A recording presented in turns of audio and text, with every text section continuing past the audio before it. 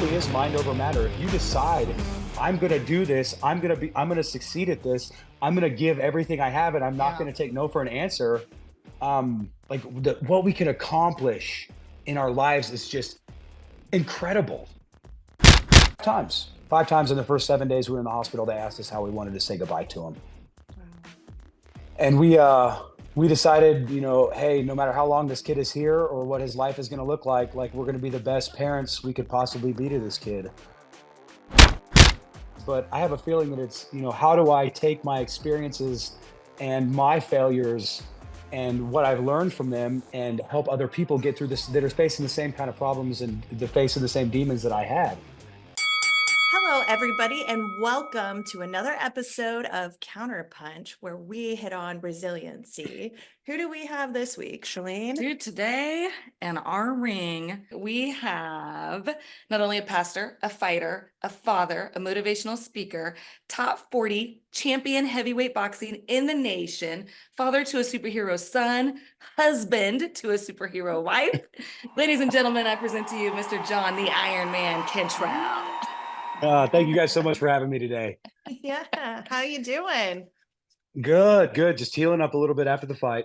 Yeah, so on first appearance, I see the hardware we've got. Tell me about these belts. We still got the straps. So on my right here, we have the Kansas, Missouri heavyweight title championship belt. And then on the left, we've got the American Boxing Organization heavyweight regional champion belt.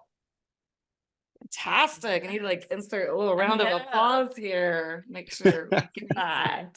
Fantastic. What years did you acquire those? I believe this one was in 22 and this one was in 23. Awesome. So super recent. Yeah. Well, we are stoked to have you. Fantastic.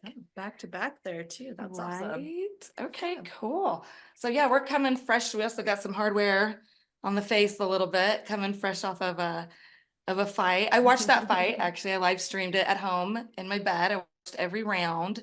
Thank you. This is a good solid fight, man. You guys went back and forth the whole thing. Awesome big fight. Props to you both. Big props to you both. Amen. Oh, that was a big event too. Great turnout. Yeah, that was the biggest fighting event in Topeka, Kansas history. Oh wow. I love that. Yeah, we set history records on Saturday. And they say boxing's a dying sport. I love it. Yeah. Kind of along those lines, I feel like, we've asked a few of our fighters because we're coming up to freaking Mike Tyson returning, which is just huge. Right. Do you think him returning is kind of putting a spark back into boxing overall and people digging it and watching it? Not nearly as much as the Tyson Fury Alexander Usyk fight has. Yeah, absolutely. Yeah. I mean, the what's happening right now is, I mean, of course, the spectacle of 60-year-old Mike Tyson fighting YouTuber Jake Paul is gonna bring a lot of fans. But as far as real boxing, everybody knows it's a farce. Yeah. How many 60-year-old linebackers do you see in the NFL? Right. Right. There's a reason. Right. I don't care how tough Mike is. He's one of my favorite fighters of all time, but he's got no business being in the ring with a 27-year-old fighter. I love getting everybody's weigh-ins on this because everybody does have an opinion on it. Either I mean, way. he's not. It's a lose-lose for Jake Paul. Okay, so you beat Mike. So you're gonna say that you beat the old lion that's been out to pasture for the last 20 years, Right? and if you lose, your boxing career is over. Right. So Yeah, for sure. I hope they, but it's cool. I'm glad they're both getting a huge payday. And yeah, it's bringing some light on the sport, but it's not the kind of light that I think we really necessarily want. Okay. All right. Fair answer. Yeah. Well, let's dive into John Cantrell a little bit here. How did you become a boxer? How did you get into that? What was your inspiration for starting the sport? So I started fighting back in 2018 or 19. I had trained. I started training for an Ironman competition while I was in federal prison. because I wanted to be jacked when I got out. So I started training, and I was running. I was running 10, 15 miles a day, and doing 1,000 burpees a day, and just on the bike every day, and just I wanted to get into that because with my addictive personality and my addiction, like I needed something to turn that into when I got home because I didn't want to go back to drugs and alcohol. So I started using exercise as kind of my mental health keeper to keep me from going back to drugs and alcohol. So I started training for that. I got home, continued to train for it, bought a ticket, which to Ironman Austin 70.3. And I ended up falling in love with my beautiful wife, Taylor. And our wedding and the race were about a week apart, and we were having an outdoor wedding. So our wedding got rained out, and I wasn't able to run the race because they moved the race to the weekend of the wedding. Oh, Or that we had to move no. our wedding to the weekend of the race. So I had to make a choice, and I made the right one. Yes. Good for you. Yeah. Good for you. So fast forward right after that, a couple of my friends were like, John, they noticed on Facebook that I was really down about not being able to go and do the Ironman because I trained hard for it. And they invited me to come up to their fight gym. And yeah, this was 2018. I went up there and started training with them, fell in love, had my first MMA fight 90 days later. Wow. Wow. Yeah. Yeah. Incredible. And that's where the nickname comes from. Everyone would tease me because they say, John, you can run. Come on, Iron Man. You can run 20 Oh, miles that's without breaking a sweat, but you can't fight for 3 minutes without being gassed. So, Exactly. so yeah, Iron Man was a joke from the jump. That's That's funny. great. What a story. Yeah. And you've been Yeah. successful since you started. Right. So I had 12 amateur fights, MMA and kickboxing, one Golden Gloves fight for boxing. Um, and then I retired. I was going to be done. This was in 2020. I just turned 30 years old, and I was ready to have kids and start doing the dad thing. And so I hung everything up. I went out, had one pro fight in boxing. I fought Colton Hill, who was undefeated outside of his fight with me. He's one of the top ranked MMA fighters in the Midwest. I fought him in boxing. We made our pro debut together. I knocked him out in the fourth round after a grueling, super tough fight. And then I went pro in MMA my next fight and fought Austin Levine, and I had a first round 30-second knockout. And then I hung my gloves up. So fast forward, my wife gets pregnant, and COVID starts. So we go home. I gain 100 pounds in sympathy weight and COVID weight. And Whoa. yeah, it was bad. It was bad. It was bad. But we had a good time. It But wasn't muscle, it was fat, right? Because it muscle was weighs fat. more than fat, but Yeah, this was not muscle. This is This not was muscle. supersonic double cheeseburgers that my wife needed for her to feed her pregnancy tooth. So we did that. We had a perfect pregnancy. And then there were complications at my son's birth, and he ended up being a stillborn. Sorry to hear Um, yeah. I mean, I had really connected with this kid, while he was in the womb. I read the entire New Testament to him. I read the first 3 Harry Potter books to him. I listened to all the classic rock stuff that my dad and I liked. I wanted him to like the same music, and I wanted him to know God from birth. And when they delivered him, he was dead. And I got down on my hands and knees and I prayed and I said, God, if you can, man, with anything, I'll devote my entire life to you. Just bring my son back. And it took them 12 minutes to revive him, but they revived him. wow. And they, Stop it. yeah, they brought him back. So he I didn't lost. know this. You're literally about to have me in tears and Yeah, yeah, goosebumps at the same time. yeah. So he lost 50% of his brain. He started having seizures right after he was born, and he went into the NICU. And the first week we were there, they asked us 5 times how we wanted to say goodbye to our son. And my wife and I, it was really hard. It was really hard. They told us he was going to be completely blind with the areas of his brain that were damaged, because, like I said, he lost 50% of his brain. Um, Completely blind, completely deaf, severe cerebral palsy, severe epilepsy. The diagnosis was hypoxic ischemic encephalopathy, but I mean, all over, man. He was in really bad shape. 5 times in the first 7 days we were in the hospital. They asked us how we wanted to say goodbye to him. Wow. And we decided, hey, no matter how long this kid is here or what his life is going to look like we're going to be the best parents we could possibly be to this kid. Um, and we started praying, and you couldn't have family at the hospital. Yeah. We Oh, were this was in alone. COVID. Yeah. Yeah, we've never been parents. We're first time parents. Um, my parents couldn't be there. Her parents couldn't be there. So like we were alone trying to figure out what to do with this extremely sick, extremely hurt little kid. So I reached out the only way I knew how, and I put a post out on Facebook. The doctors told us basically what they needed Cooper to do for him to survive. And I made a post about it, and it went internationally viral. We had people from 9 countries in hundreds of churches praying for our son. And we literally got to watch miracles happen in front of like biblical miracles happen in front of our eyes. The doctors would tell us what they needed. We would put it out. People would pray for it. And within hours, our prayers would be answered. Wow. That's incredible. Yeah. And So now is your son today? he's a monster. He's a he's a walking, talking little goblin. He's Are you like Gollum. serious? Oh, he's the funniest little kid. And so I didn't pray for my son to be an athlete. I didn't pray for him to be a genius. I didn't pray for him to go to Ivy League school. I prayed that from the day he was born that he would have the relationship with God that it took me 26 years to find, and he has it. He's had it from day one. Wow. Yep, he stands up in front of the church with his little hand raised in front of the band every Sunday at church. He's yeah, he's my hero, man. He's my Dude, hero. if that's not the power of faith, that's incredible. Yeah. Right. So That's incredible. when we were getting ready to leave the NICU, we didn't know what was going to happen with Cooper. And I can remember thinking to myself, like, dude, this kid's going to have a hard life. Like, he's going to have to be tough. He's going to have to be a tough kid. Nothing is going to be easy. Everything he has, everything he ever gains, he's going to have to fight for.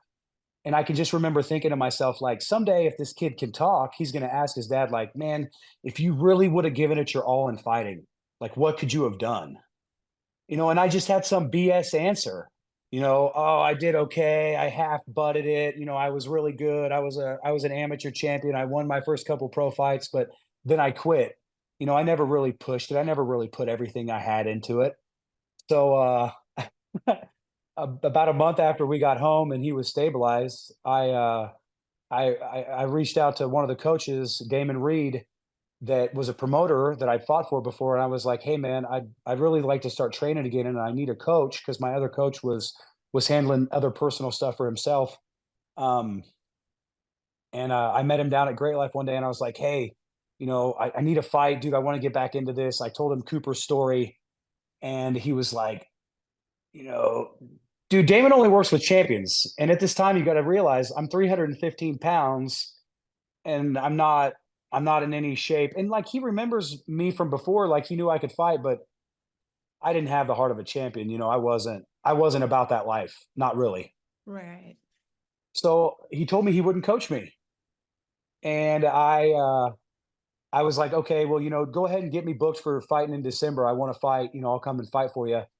But I'd love it if you could coach me. I understand if not. So I just started going in and working every day, and I'd go to his classes that he was doing at Great Life. And he saw how hard I was working, and I ended up telling him Cooper's story and why I started fighting again. And he couldn't help it. He'd start coming over and giving me little pointers or little tips, and before you know it, we're working out twice a day together every day. And Wow. in 5.5 months, he cut 110 pounds off me. Wow. Okay. Yeah, I went from 45% body fat to 10% body fat in 6 months. That's incredible. That's Yeah, incredible. That just tells you how hard you were working during that time. yeah, right, right. And he made a champion out of me, and we've taken a lot of really tough fights. Since I'm starting so late, I've really only been boxing for about 3 years, and the guys that I'm fighting have hundreds of amateur fights and 20 years of boxing experience. So I'm coming in late, and I know that to beat guys with that kind of experience and that kind of ring time, I've just got to outwork them. So I beat them where I can, and that's in my training regiment. Right. So it seems like there's kind of a pattern of you leaning on boxing and leaning into boxing when you've had these moments in your life. And, I was in a lot of trouble and had a lot of issues as a juvenile. So I don't know if you can relate to this, but it's really hard to break that mentality of like, I'm a bad person. I've made these mistakes. I can't recover from them. So what made you kind of go into that mentality of that's the answer and how you're going to get out of this? So from the start, man, my answer to that has always been Christ. I attempted suicide right before I went to federal prison, and God walked me through it. And I was an atheist up until that point. And I don't know how I walked away from the car accident that I was in. There's no human explanation possible. And I gave my life to Christ that night, and He revealed Himself to me, and I started reading His book, and that kind of changed my life. I devoted my life to Christ at 26 years old, and or at 20, it was, I guess I was 23 years old. I gave my life to Christ at 23, and when I turned myself into the U.S. Marshals and started doing my time. And for the first time in my life, I was free behind federal prison bars. There you go. So, well, and how long has it been since you've been out of federal prison? I got home in September of 2016. Okay. So, I Yep. mean, b- so you've been dedicated to this for a while because, there's a ton of people that are like, oh, you went to prison and you found Jesus, but that's something that really, really turned the corner for you. Oh yeah, it changed everything in my life. Like I said, for the first time in my life, I was free behind federal prison bars. Wow. That's You know, that's awesome. Yeah. yeah, it changed everything about me. When I got home, before I went down, I was thinking like, man, what am I going to do? I'm never going to be able to get a good job. I'm never going to be able to, no woman is ever going to want to marry a felon, or, all these thoughts in my head, just kind of basically tearing myself down. But I trusted God, and I trusted His plan, and I all of a sudden have purpose for my life. And I'm not sure exactly what it is, but I have a feeling that it's, how do I take my experiences and my failures and what I've learned from them and help other people get through this, that are facing the same kind of problems and the facing the same demons that I had. Sure. Yep. And Yeah. I've just That's kind of exactly devoted what my we're life doing to right this now, path. though. Yeah. Yeah, I mean, being a guest on this podcast, we'll reach people, internationally. Right. Just your story, and it's so moving and so powerful, and you can't argue with it. You're like, I have the proof. Like, I have proof. it's not like you're just preaching it, but you're living it, and your son is proof. Yeah. Right. If anybody ever wants to question faith, look right here. Amen. That was But yeah. amazing. So yeah, so I told you I cut 110, 115 pounds in 5.5 months with my new coach, Damon Reed. And I he started me on 75 hard. Are you guys familiar with that? Andy Frizzelli, 75 hard. He wrote a book for Yeah, the 70. 75 I've heard hard. of that one. Yeah. Yeah, So it yields fantastic results.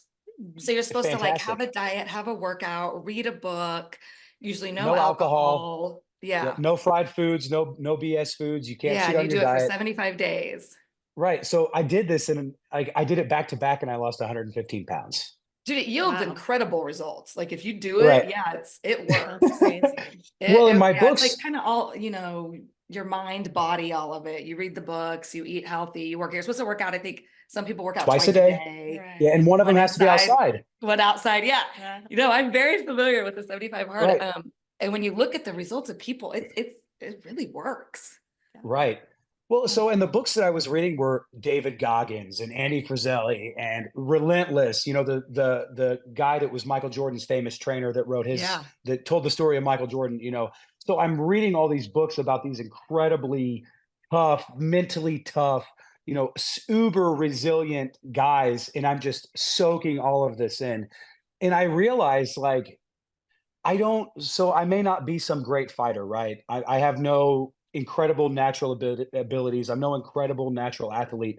But what I can be is I can be mentally tougher than my opponents. So I found out early on that I didn't have to knock these guys out with some superb skill. All I have to do is make them uncomfortable in the ring with me and want them. I'm like sandpaper in the ring. I make them want to get out. And then I hit them hard enough to give them the opportunity to get out, That's and what I pretty found out cool. is, yeah, This I is don't have to, so cool, though. This Yeah. comes full circle to the podcast Yeah. based off of a self-help book on resiliency. And you're like, these books and these resilient stories Yeah. really it was a lot of that insight and motivation to you being able to do this. So everything comes full circle. right. Super cool. Yeah. Super Well, cool. you're reading David Goggins and he's talking about how many times he had to go through buzz training for the SEALs and he didn't get it till his third try and he was doing it with a broken leg. And it's like, how can I complain about running in the heat or running in the cold or running in the snow? Like this dude runs 100 miles after not training for a 100 mile marathon, and he has a broken leg and he's bleeding from all sorts of parts of his body. And it's like, how can you see that it really is mind over matter. If you decide Hmm. I'm going to do this, I'm going to succeed at this, I'm going to give everything I have, and I'm not Yeah. going to take no for an answer. Like what we can accomplish in our lives is just incredible, That's absolutely so incredible. true. Absolutely. That's so true. Yeah. Yeah. I think Yeah. your mind is definitely your strongest weapon, Mhm. right? And the body will follow. That's true. Amen. Yeah, I Amen. love that. I love that. This is good stuff today. Yeah. So yeah, we've been on a Damon and I have had since we started. I was 1-0 boxing as a pro. There's no money in MMA. All the money's in boxing. I Okay. make I'm able to make as much money on pro boxing fights at home as guys that are in the UFC make on their fights. Yep. So Yeah. anybody that wants to talk about where the money in fighting's at, it's in boxing. Why do you think the guys like Francis Ngannou, why is Conor McGregor coming over to fight Floyd Mayweather? He made more money off his Floyd Mayweather fight than he did in all of his fights combined in the Oh, yeah. UFC. It's not even close. Yeah. Francis Ngannou made more money fighting Tyson Fury and fighting, those guys than he did in all of his fights in the UFC, all of his fighting combined put together. Yeah, boxing is still where it's at. Yeah. I hear that. I love that. So, but Yay. no, it's boxing is on the rise, and we have climbed the ranks. The path that Damon has had me on has been incredible. If you look at my record, like I'm not out there fighting a ton of debuts and a ton of guys with minus 500 records. Like, for my third pro fight, I fought Mario Munoz, who was 14-6, the Kansas heavyweight champion. You know, Mario's fought for some big belts, man. Mario has crazy amateur fights. Brandon Carmack, I fought for my sixth fight, the Missouri heavyweight champion. That was my sixth pro fight. I mean, all these like I've been fighting all these big tough guys, and What's that's next? What's next for you?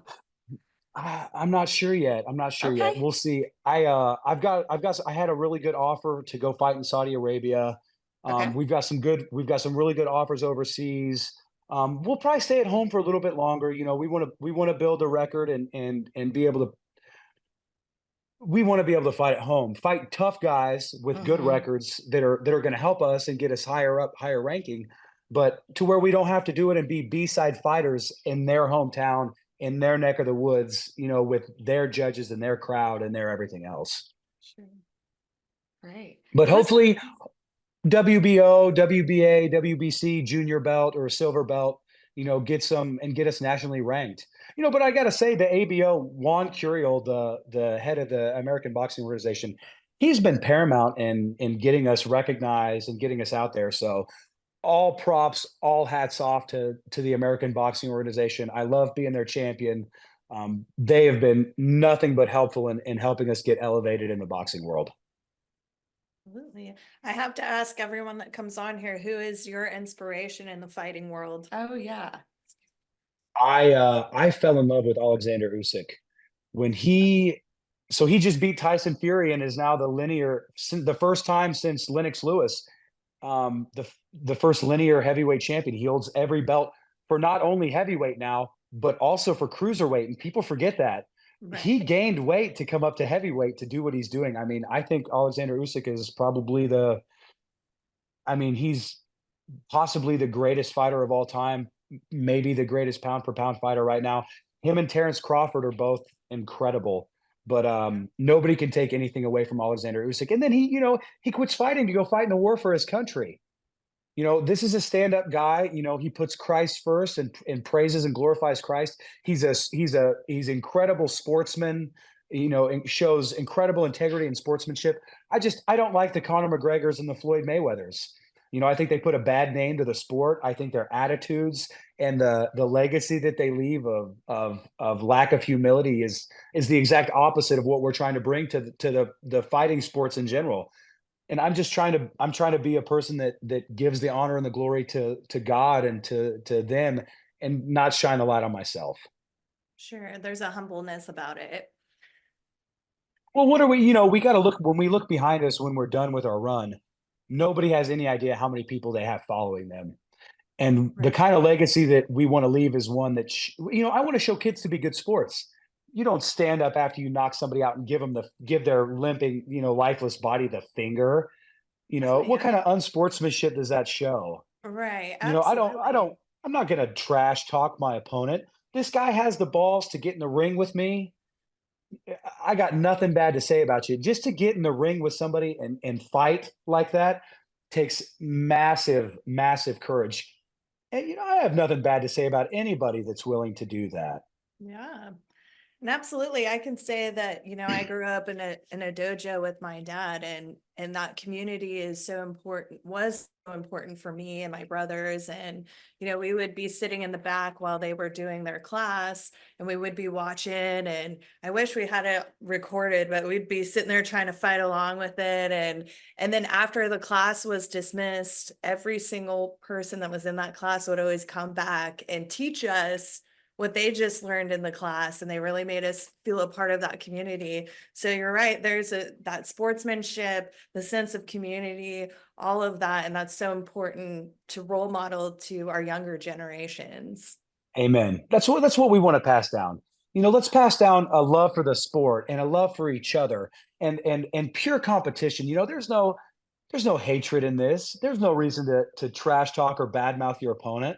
But give them the respect and the honor that they're due. If they're man enough to or woman enough to get in the cage or the ring, then they deserve respect from the jump, because man, that takes big old gorilla balls to do. Dude, I agree with Absolutely. that. Absolutely. Yeah, training fighters, putting fighters out, much, all respect, total respect. That's, Amen. And to all the yeah. companies out there and to anybody that's interested, man, sponsor your fighters. I would not be the man I am, and I would not have gotten as far as I am or be in the situation I am without Laird Noller Ford, Strathman Sales, Integrity Insurance, 785 bail bonds, all these, Best Enterprises, all these companies that have decided to get behind me, like get behind your fighters. If you've got local fighters and you're a local business, get behind these guys. They're the ones out there working their butts off, making pennies at their fights. They're paying for all their training, paying for all their everything else. They're taking care of it themselves. They're paying. Please support these guys. Get behind them. I cannot tell you how much we appreciate it and how important it is to our path in the fight game and how well we're going to do.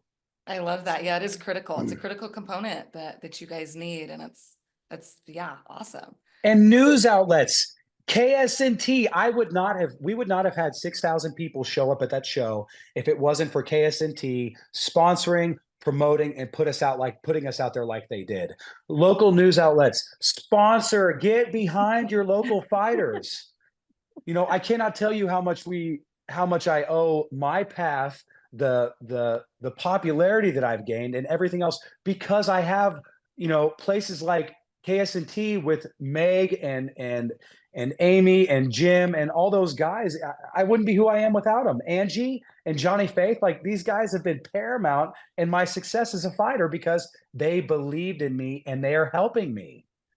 Absolutely. I love that. Sounds like KCTV5 needs to step up.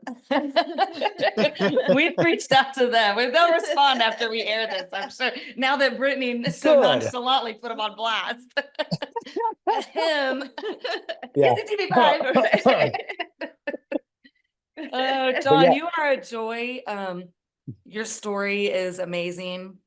Your story is moving. It's not just a story, your life, your son's life, you and your wife and your beautiful family. We'd love to follow. I know Brittany and I are going to be big followers now, and supporters and followers, and I'm so excited. And we're definitely blessed to have you on today. Absolutely. And Awesome. appreciate I'm you honored chatting to with help out. us. And I don't even know what to say. Just like got goosebumps and tears and all at the same time. Yes. And really the power of faith. I'm just circling back to that because wow. Yeah. Yeah. I It's mean, when amazing. it comes down to it, I was going nowhere. I was a hopeless dope fiend who my entire life revolved around getting high, and that was the best it was ever going to be. And I thought I was never going to outlive my all the horrible things that I'd done, and all the people, all the bridges that I burned, and friendships that I'd ruined. And Christ showed me a different way. He showed me that I am not the accumulation of the bad decisions I make that I've made, and at any point in time, I can turn my life around and choose a different way and choose His way, a way of supporting people and loving people and helping people when they're down, not kicking them when they're down. And since I've devoted my life to doing that and to helping people, I've been nothing but blessed. He has paved the way for everything I've done in my life. I mean, I walked out of prison with nothing in 2016. I own 4 companies, successful companies now. I have more I may not be rich, but I am rich in what matters. I am rich in friends, I am rich in family, I am rich in love. I And love that. I wouldn't trade that for any amount of money in the world. And John, would it be okay? Because you have inspired me to share. My 6th round is faith. And I would just like to share, if it's okay with you, just a couple sentences from that when you were talking. Yeah. And I Well, was like, I'm starting 75 Hard next week. I need you to send me a copy of your book so it can be we're gonna my get you a signed nonfiction book. copy. We will definitely get you a signed copy. I love it. But I just want to share this with you, from my words, very similar to yours. Faith is a kind of a force, that feeling that pushes us, guides us, and gives us strength when we need it most. Usually during a setback or a tragedy, when we are at our lowest, maybe feeling our weakest, faith can help to hold us up. Maybe we are in the ring in a certain round of life and we have given our all, we have done our best, and we are struggling in this round. This is where faith steps in and provides us the stamina, energy, and mindset to continue on. And Oh, that's fabulous. Stop it. Yes. No, me Yeah, and John are that's both going, yes, as So you're you get it. I get it. I wrote it. I live it. I'm with you. We have similar stories. When you read the book, my daughter, Easton at 3 was diagnosed with high risk acute lymphatic leukemia. And that's a battle. We battled for years. So there's a lot, years and years and years of her life. And things that you see on that pediatric oncology floor are not right. And yeah. they're beyond the human capability, to put it lightly. And so that's where you really rely on faith and the Lord, because you're not getting that strength anywhere else. Right. And we had a great support system like you, and we had so many prayers, and we had so many people coming in, and God's goodwill, she's in remission and she's perfectly fucking healthy. She's Let's perfectly healthy. go. Yes. Hey, God is good. God God so is good. good. And I've seen it and I lived it, and I didn't even know the story about you, but really our values align, and I cannot thank you enough for hopping on today, because you just moved me. Your whole I'm story, honored. your wife, your son, all of you guys are amazing. Yeah, it's We'll get you we're gonna get you a signed copy. Yes. thank you so much. I can't tell you how much I appreciate you guys. Thank you. And yeah, great talking with you. Good and stuff. This is great stuff. Yeah, let's get John Cantrell out there. Woo, we're gonna keep by. We can't wait for the next fight. We're gonna hustle some more sponsors too. Heck yeah. Awesome. Thank you guys. I appreciate it. Thank you so much.